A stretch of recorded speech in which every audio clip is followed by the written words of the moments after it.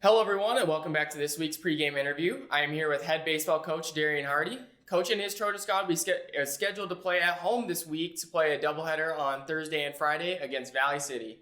So, Coach, you guys have sort of had a solid offense all year. Who's a guy or guys that have really stepped up to the plate for you? Yeah, it's really hard to say just one guy. We're currently hitting 309 as a team, and we have 7 guys that are hitting 300 or higher, and so we've had some guys that have stepped up, not just one guy, but several guys for us. And some of those guys, Noah Angstead, he's a new guy that we brought in. He's a JUCO transfer. He's our junior third baseman, and he's our 2-hole hitter, and he's currently hitting 301, and he has great bat-to-ball skills, and is just an extremely tough out in our lineup. And Cameron Bryant's another new addition to our team. He's a JUCO transfer, an outfielder. He hits in our 3-hole, and he's currently hitting 349 and leads the team in doubles. And he's one of our strongest hitters from an exit velocity standpoint. Mm-hmm. And Seth Outline is another new addition to our program. He's actually a true freshman. He's currently hitting 328 and leads the team in stolen bases. Oh, wow. And so those are 3 new guys in our lineup that have made a big impact. And then some returners that have made a big impact in our offense. And what we're doing is Mason Macaluso. He's a sophomore outfielder, and he's currently hitting 406. Oh, wow. Yeah, and leads the team in hits, home runs, RBIs. One of the top hitters in the conference in many categories.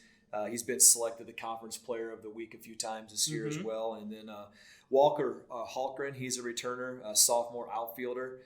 He's currently hitting 333, and could be, if we were thinking about doing a most improved player from last year, as of right now, he would probably get it. He's been a very pleasant surprise, and he's really stepped up and developed and gotten a lot better. And then Chris Burke is another returner. He's a junior shortstop. He's currently hitting 339, and he's playing tremendous defense for us. And then, this kind of a couple honorable mentions in our lineup. Ryan McDaniel, he's a sophomore catcher, and Jace Preble, he's our sophomore first baseman. Both are hitting just below 300 and do many things for our lineup. And both of them are defensively are pretty stellar too. So. Awesome. Yeah, you guys have been putting together a lot of solid hit games and stuff like that. It's been really fun to watch. But 9 games left in the regular season. Yeah. How are you guys keeping focused on after this long season starting to wind down? Yeah, the big thing is that it's not changing anything, not doing anything different, just sticking to our routine. I'll give you an example. What I mean by that is, we weren't able to play last week at all. Our midweek got canceled because the team that we were supposed to play, they had to bump us because they moved a conference game. Instead, had to get played. Understandable. And then our weekend conference series that we were supposed to have and host here at home. Weather here was beautiful. We were set to host, but unfortunately, North Dakota got pounded with snow, and they couldn't even get out of their town and out of the state because the roads were closed. So we spent the entire week idle last week, and so even though we weren't able to play, we're still sticking to our routine.